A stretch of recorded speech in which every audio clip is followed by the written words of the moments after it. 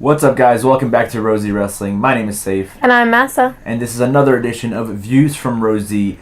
And today we're going to be reviewing Raw with our 3 talking points. And let's just go straight into this review. Our first talking point has to do with the opening segment. We had Kurt Angle and Roman Reigns open up the show. And Kurt announced that Brock will not be there tonight, and they've done this now for a few weeks in a row.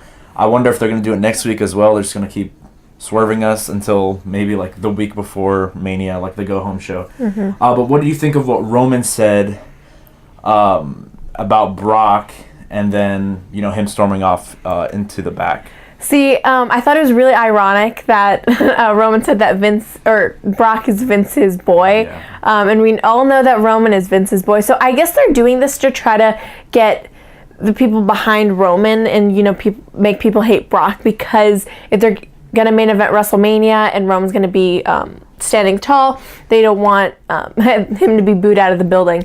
But I thought that it was nice to see a little bit more of like the less kayfabe. We heard Vince say, "Oh, let's cut to commercial," and we had just Shane there. Roman walking into Gorilla, I thought was really cool. Right. Like, you never ever see that before, so I think it brought like something different to the table. But afterwards, after the commercial, we heard that Vince, said that Roman's going to be suspended, and he was kind of saying that Brock does have privileges and stuff like that. I actually enjoyed that promo. Like you said, it's kind of like blurring the lines a little bit. I thought suspending Roman, I guess, like you said, they're trying to get us behind him. Well, a lot of fans are still kind of iffy about Roman, so I'm not really sure if this is the way to do it. Maybe they're trying to force it a little too hard. But, I mean, it does make sense at the end of the day, because just thinking about it in, like, a non-kayfabe stance, Roman is the company guy, and Brock is, like, the mercenary who hides behind his contract. It's facts. Yeah. So, there's a little bit of realism to that. So, we're going to move on now to the next talking point, which was the John Cena promo. Now, at first, when he was just kind of talking about how he has no road to WrestleMania, the kind of same things that he's been saying for the past few months. The crowd started chanting Undertaker, but like it leads me to think, like, why does the crowd want this so bad? I was screaming, no, I don't want that. A lot of people do, but you also hear the other people like us who really don't want that. Like, are we the only people who watched WrestleMania last year and enjoyed that moment? I don't really understand. Like you saw Undertaker wrestle. Like, he could barely move. And yes, I would love to see Cena versus Undertaker maybe last year, maybe 5 years ago. But now here, I think we're just like, I think the fans are really not thinking.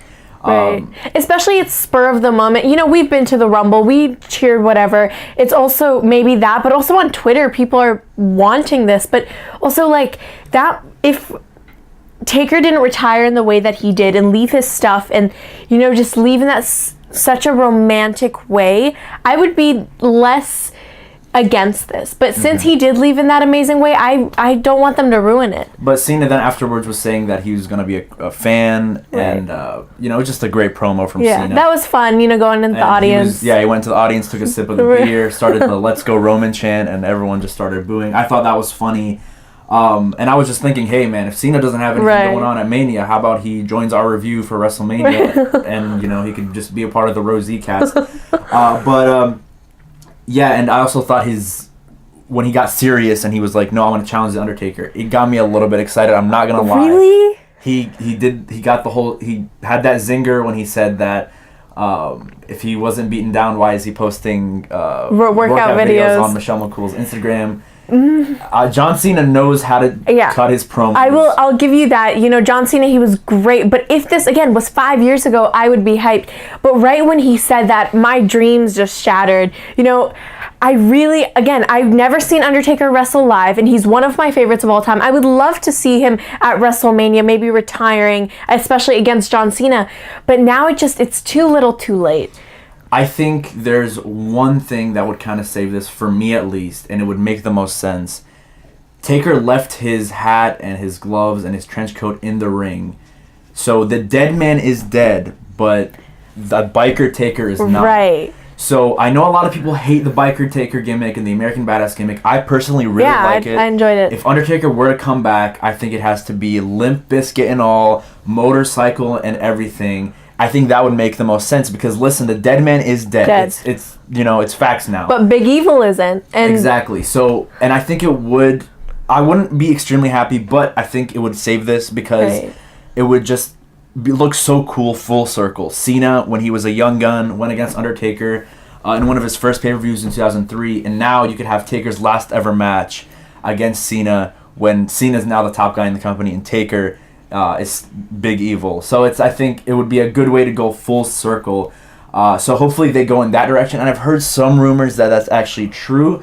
So we're just going to have to wait and see. I don't think Taker will show up next week on Raw, but I think he will in the next few weeks. We are going to see But this it match, is so hyping me up for Mania. It is hyping me up because of the suspense of everything, not only this segment. They're not giving us everything right away. So it leads me to believe that they have some tricks up their sleeve. So next, moving on, I wanted to talk about the Tag Team Battle Royal just because I thought that was a bit surprising, but I felt like we had to talk about Nia Jax and the Alexa Bliss thing because there was a lot of things that happened here, and I thought it was an interesting story, which is kind of a breath of fresh air compared to the six-woman tag matches and like the useless Absolution stuff.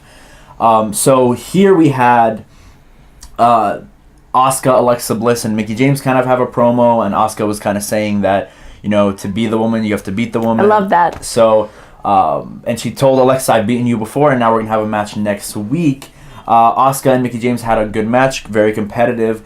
But then in the back, we had Nia and Alexa have a promo, and Alexa was kind of still taking small digs at Nia. And then we had a Nia squash match.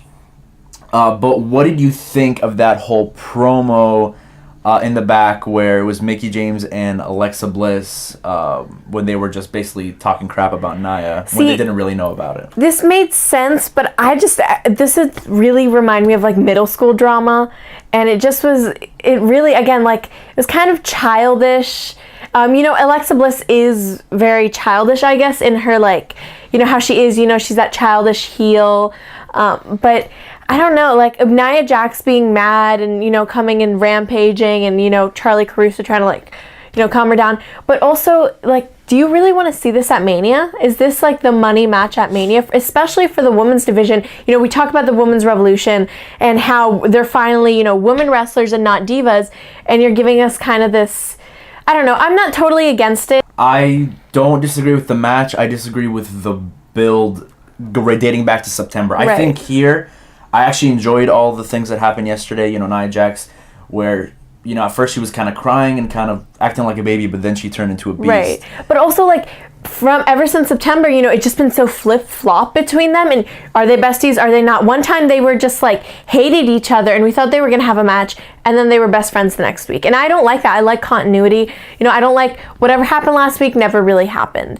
Yeah, I think, however, that this is a good start to just kind of, like, blank canvas it, start all over, because Alexa, I think, plays the heel role perfectly. Yeah, she's... So I think, Nia Jax, she can kind of be that Braun type of babyface, like, someone who could kill you but at the same time be loved by the fans.